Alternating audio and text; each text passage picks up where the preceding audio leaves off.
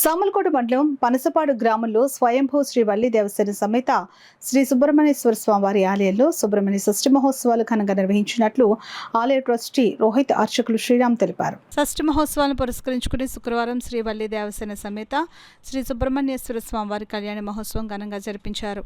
ఆలయ చైర్మన్ పలుకూరి శ్రీనివాస్ దంపతులు పీటలపై కూర్చుని స్వామివారి దివ్య కళ్యాణం కన్నుల పండుగగా జరిపించారు. పెద్ద సంఖ్యలో భక్తులు పాల్గొని శ్రీ సుబ్రహ్మణ్యేశ్వర స్వామివారి కళ్యాణాన్ని కనురాలా తిలకించి పులకరించారు. శనివారం షష్ఠి సందర్భంగా తెల్లవారుజాము నుండి పెద్ద సంఖ్యలో భక్తులు తరలివచ్చి స్వామివారిని దర్శించుకుని పూజ చేశారు.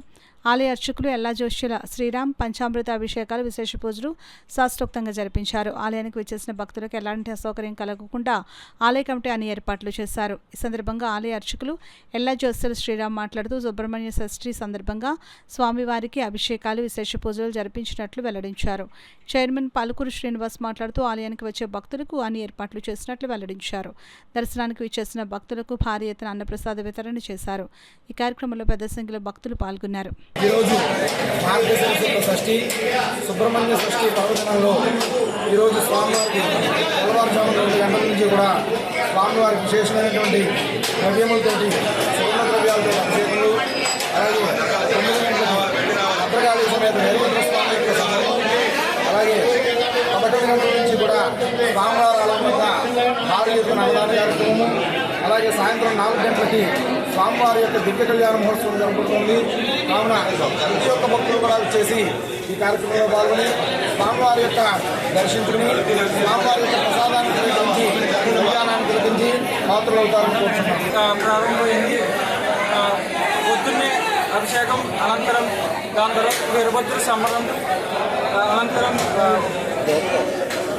11 గంటల నుంచి అన్నదానం భారీ ఎత్తున ఆలయ మా కుటుంబ సభ్యులు, మా పనసపాడు గ్రామంలో ఉన్న ప్రజలు అందరూ కలిసి అంగరంగ వైభవంగా నిర్వహించడం జరిగింది. కావున ఏమో మంది భక్తులు వచ్చి మా అందరికీ సహకరించి కార్యక్రమాన్ని విజయవంతంగా చేస్తారని కోరుతూ ధన్యవాదాలు. భక్తులైనటువంటి అందరు కోఆపరేషన్లతోటి చాలా భారీగా స్వామివారికి అభిషేకాలు కానీ, అన్నదానం కానీ, కళ్యాణం, సాయంత్రం కళ్యాణం కానీ అంతా విశేషంగా జరుగుతూ ఉంటుంది.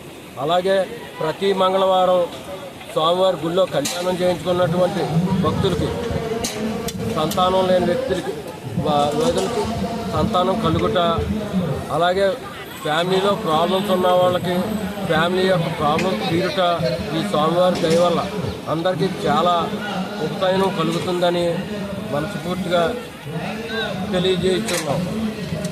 అలాగే ఈ ఊరి గ్రామ పెద్దలకి, అలాగే మా ఆలయ కమిటీ, మా పలుకూరు శ్రీనివాస్ మా కజిను, అలాగే మా కమిటీ మెంబర్లు అందరికీ దీని తరఫున ధన్యవాదాలు తెలియజేయచ్చు.